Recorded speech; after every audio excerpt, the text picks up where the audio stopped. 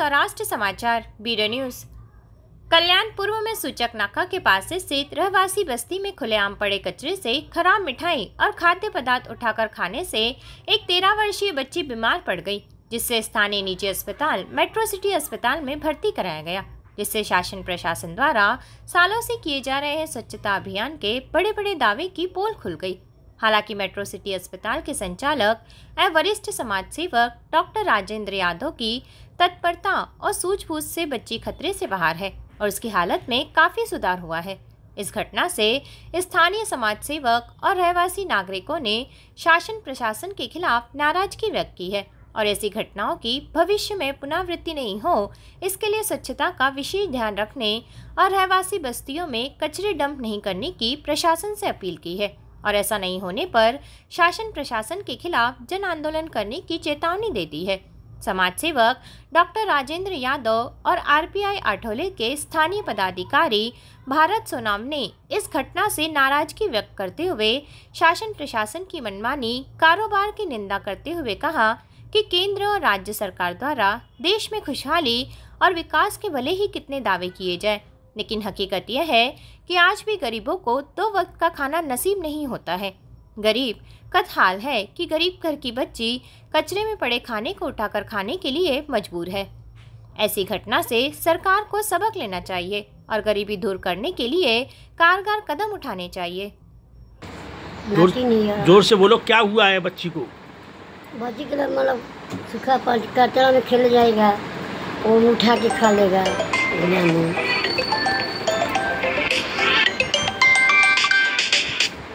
हाँ सेठ, आ रहा हूँ, निकला हूँ यहाँ से, नहीं आधा घंटे वहाँ पहुँचता हूँ। हाँ मतलब क्या हुआ था बच्ची को, कैसे क्या खाया था इसने? लड़की मतलब सूखा कचरा में खेले जाएगा, लड़का उठा के उठा के गोदाम में खा लेगा। कहाँ पर रहती हैं आप, क्या किस जगह? कचरा कहाँ पर था, किधर? ओम बाबा मतलब म्यूनिसिपैलिटी का कचरा था, म्यूनिसिपैलिटी उठाती है उधर से? ओम बाबा के पास, टेकड़ी के पास। ओम बाबा सूचक नाका, कल्याणी सूचक नाका। और आपके पति क्या करते हैं? काम करता है। क्या काम करते हैं? कचरा उठाते हैं। क्या करते हैं? क्या वही काम। अच्छा अच्छा, बोलने का आवाज़ मिलने से। तो आप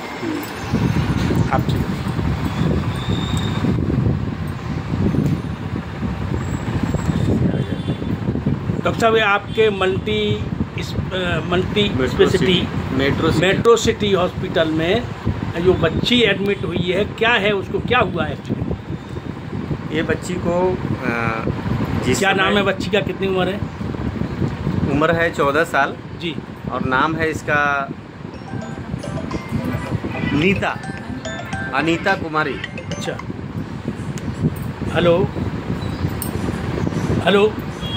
हाँ, क्या हुआ इसको डॉक्टर साहब? जब ये हमारे हॉस्पिटल में आई थी तो इनका WBC काफ़ी बढ़ा हुआ था, चेस्ट और चेस्ट में काफ़ी इन्फेक्शन था, पेट में भी काफ़ी गड़बड़ी थी, उल्टी हो रहा था। जब हम लोगों ने डायग्नोस किया, जब रिपोर्ट आई तो ये मालूम पड़ा कि ये लड़की इन्फेक्शन से जूझ रही है, काफ़ी इनका फीवर था।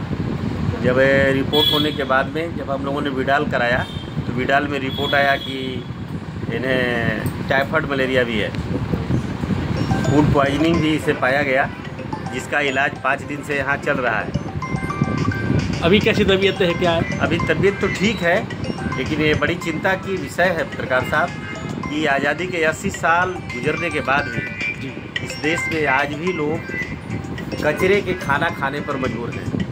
इससे ज़्यादा दुर्भाग्य क्या हो सकता है इस देश के लिए, जहाँ इस देश में अमृत महोत्सव मनाया जाता हो, जहाँ इस देश में डिजिटल मीडिया की बात की जाती है, जहाँ इस शहर को कल्याण जहाँ शहर में कचरा से मिठाई खा रहे हैं, कचरा से सड़ा हुआ सेब खा के बच्चा अपना तबीयत खराब कर रहा है, स्वास्थ्य खराब कर रहा है, वहाँ स्मार्ट सिटी बनाया गया, जहाँ आज भी बड़ी अफसोस है, ये बड़ा दुर्भाग्य है कि आज भी यहाँ की सरकार जो 5 किलो राशन जो यहाँ फ्री में पूरे देश में दिया जा रहा है, वहाँ इस देश में आज उनके पेट भरने का व्यवस्था नहीं है। ये हमारे लिए बड़ी दुखद बात है। आप शासन प्रशासन से क्या अपील करना चाहते हैं? शासन प्रशासन से मैं कहूँगा कि सबसे ज़्यादा तो ये दोषी है म्यूनसिपल कॉरपोरेशन का जो कॉन्ट्रैक्टर है, जिसने जहाँ पर अगर कचरे का डंप नहीं किया होता, रेसिडेंशियल एरिया है, वहाँ पर बहुत ज़्यादा संख्या में कचरा वहाँ डाला। वहाँ कोई ये सड़ा हुआ एप्पल, मिठाइयाँ, खाने का अन्य चीज़ वहाँ फेंकते हैं। अगर वहाँ डंपिंग हटा दिया जाता और डंप नहीं होता तो बच्चा आज बीमार नहीं होता। और हम समझते हैं कि उस झोपड़पट्टी एरिया में आज भी बहुत सारे भविष्य हैं। उस झोपड़पट्टी एरिया में आज भी नौनिहाल बच्चे हैं जो आने वाला समय में भारत का भविष्य बन सकता है। यहाँ बच्चे बीमार हो रहे हैं ये गंदी कचरे की डंपिंग से खाना खा करके हो रहे हैं। हम पूछते हैं बिल्कुल गैर जिम्मेदाराना है। हम इसका निंदा करते हैं और सरकार से मांग करते हैं कि इस बच्चे को जो इलाज में खर्चा आया है, जिसका कंपनी के द्वारा या म्यूनसिपल कॉरपोरेशन के द्वारा उसका भरपाई किया जाए और आने वाले दिनों में ऐसी पुनरावृत्ति नहीं हो, इस तरह का प्रयास हो। आज भी कल्याण शहर हम यहाँ इतना भारी मात्रा में हम कर देते हैं, चाहे वो पानी का कर हो, चाहे वो सफाई का कर हो, चाहे रेसिडेंस के घरपट्टी का कर हो, ये तमाम इतनी सारी कर देने के बाद भी आज भी छोड़ दीजिए डंपिंग ग्राउंड का मामला, आज भी सड़कें की सफाई नहीं है, आज भी नाली की सफाई नहीं है, आज भी गटर का सफाई नहीं है। जहाँ लोग बदबू मार रहा है, लोग हजारों हजार, आज इस शहर में लाखों लोग हैं जो टाइफाइड से जूझ रहे हैं, लाखों लोग मलेरिया से जूझ रहे हैं।